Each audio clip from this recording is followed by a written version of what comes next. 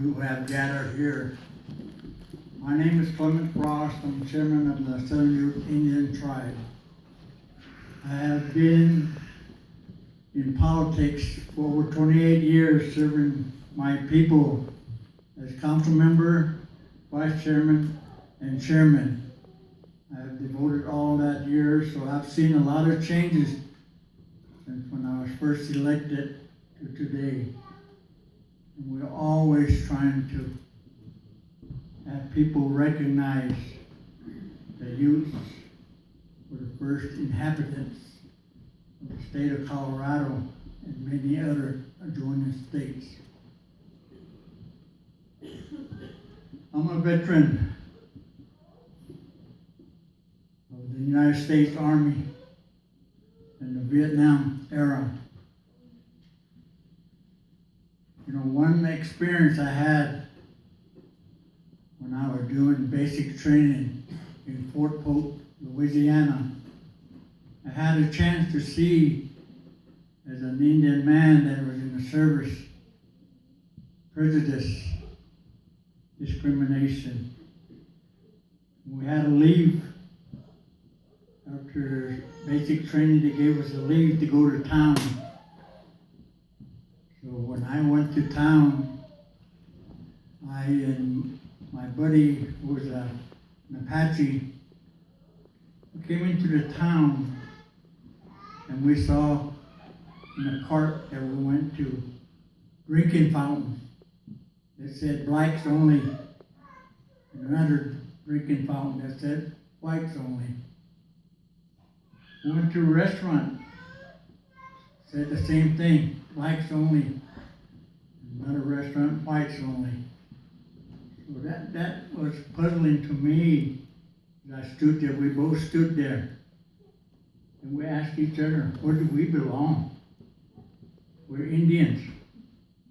Where restaurant do we go to? What drinking fountain do we drink from? So I had a chance to experience that type of discrimination and all the things that people suffered from hating one another, from not caring about one another. Whether you are black, white, Indian, Asian, Spanish, no wonder why has hate taken over things that we as people should regard as respect amongst ourselves.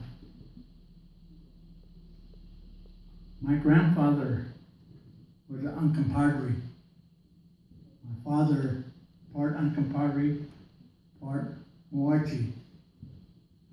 So I have a lot of relations with the Ute tribe in Utah.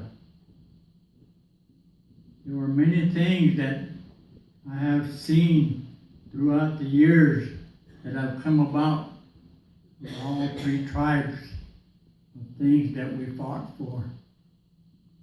Many of the things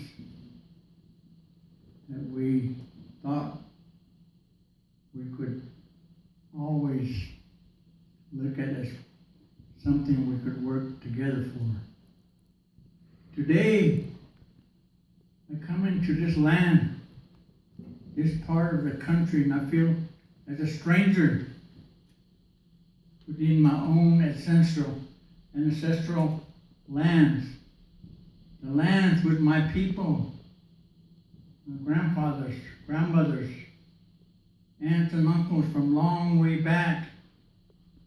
They were part of this country, part of Colorado. Spent their times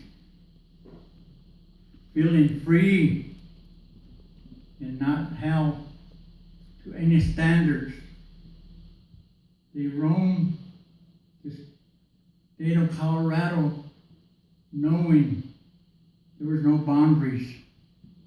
There was no codes, regulations to tell them how to live. The Indians have always had sovereignty. Sovereignty was born within the Utes and all Indian tribes because we practiced traditional ways, traditional laws. We taught our people the things to respect, all the things that are created for use by our Creator, all the traditional do's and don'ts that we tell our family members and our children. We governed our own people with our own tribes. We governed the land and using the land in a way that it did not belong to us, but it belonged to our Creator who put it there for us to live on. So sovereignty is not a new thing to the Indian people. We've always had it. It's always been there. We've always governed our own people. The chiefs had their own bands. 7 Ute bands roamed Colorado many years ago. Many things happened during those times. The Mochi Capote roamed the eastern part of Colorado, Colorado Springs, Alamosa, that area, whereas the Wiminucha band was through the Sawas in the western, and the Ute bands were the Front Range and Grand Junction in the north. So we each gathered many times, to go through our ceremonies, the things that we believed in. The things that were important to us was our tradition, our spiritual values, our culture, the things that were given to us by our Creator, even giving our own language to us so we can understand truthfully within ourselves where we come from and who we are. Those are the things that were taught to us. An elder, a chief a long time ago, said these words, and I always keep them in mind.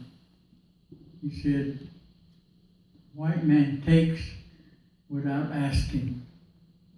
Now look at that to the federal government, where they've taken our lands without asking. They forced us off those lands and created reservations.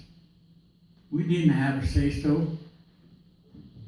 They take without asking, and I really looked at that, and I always remember that remark, that statement, because it has some truth in it, a lot of truth. So that is the way things are today. We still are being told how to live. We still have to go to Congress to fight for those rights that we feel that was ours. What is water rights, land rights.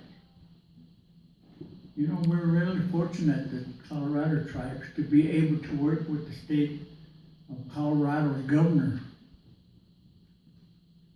Many years back, there was a senator of Colorado that formed the Colorado Commission of Indian Affairs.